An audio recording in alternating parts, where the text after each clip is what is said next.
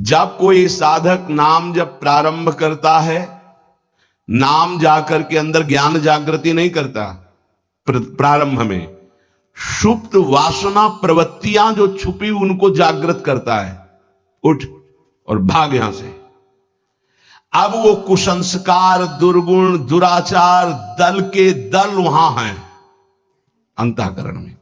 जैसे जैसे साधक नाम जब बढ़ाता है वैसे वो अपने बल के साथ प्रकट होते हैं।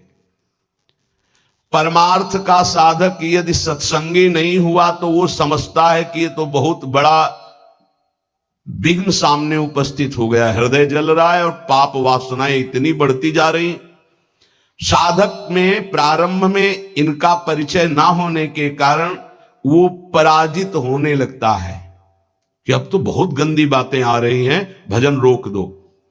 अतएव साधक घबराए नहीं, इन विकारों के अधीन न हो, नाम जप रूपी परम साधन छोड़े नहीं। बिल्कुल मंगलमयी बात समझ लो, ये बात कई बार हो चुकी है, पर जो लिखा हुआ है उसे सुनोगे तो ज्यादा विश्वास हो सकता है, वैसे लगेगा ये अपने मन से कहते हैं।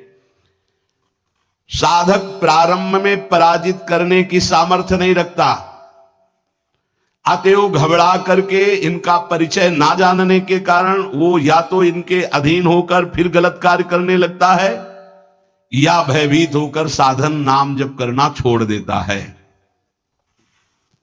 किंतु यदि गुरु कृपा पात्र साधक प्रभु के नाम की वास्तविक महिमा जो सुन चुका है, ऐसा अवसर जब आता है कि हृदय में बड़ी गंदी बातें, बड़ा प्रपंच उदय हो रहा है, तो वो समझने लगता है नाम काम कर रहा है, नाम काम कर रहा है। अब हमारा हृदय खाली हो रहा है, ये वासनाएं निकल रही हैं, समस्त हे गुण, दुर्गुण, दुराचार प्रवृत्तियां नष्ट हो रही है।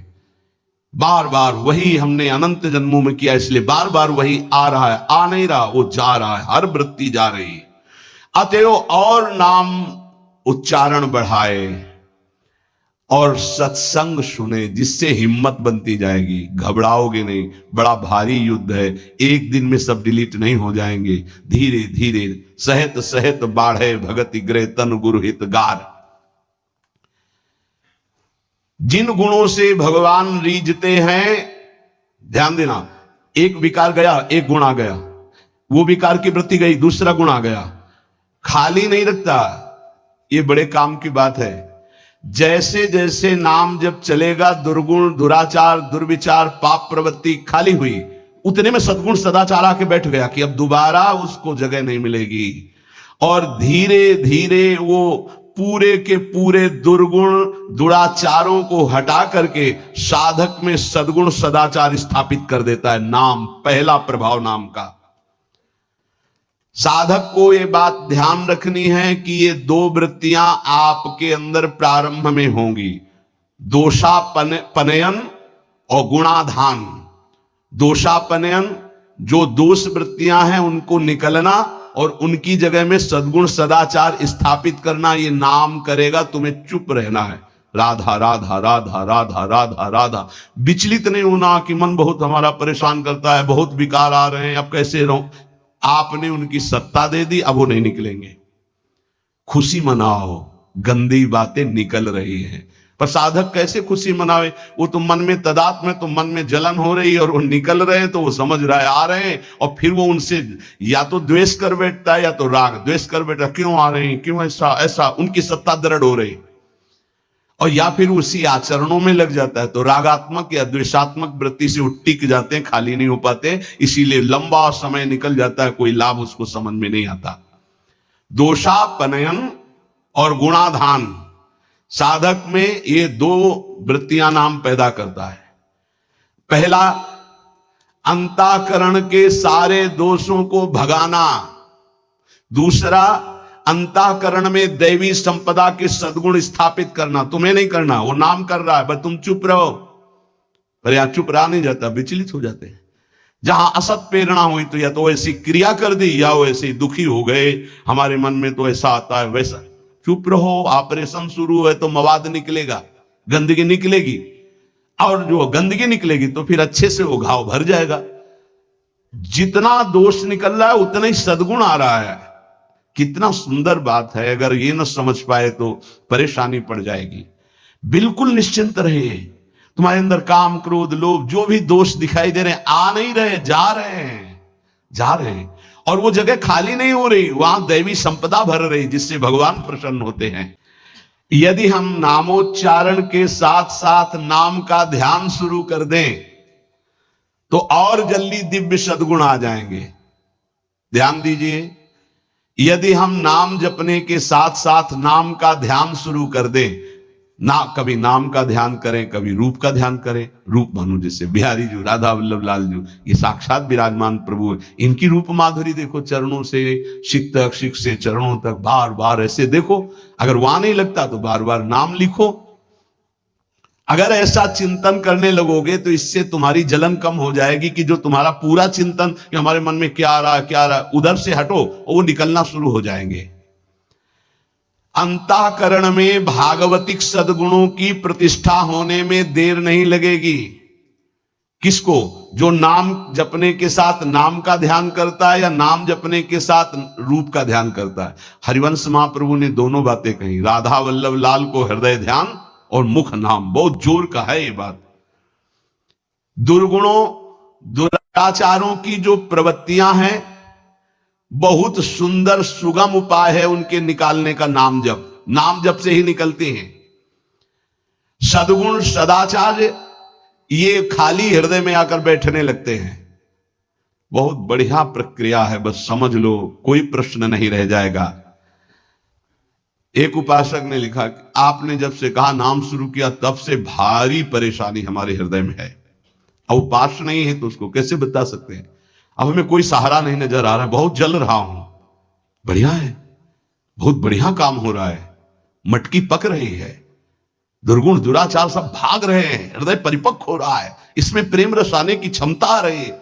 पर सही इसीलिए कहा जाता है चाहे शिव बिरंच सम होई गुरु बिनु भवनिधि। अब नजदीक हो और उसको ये सत्संग सुने और दृष्टि पड़े, सानिध्य तो समझ में आवे।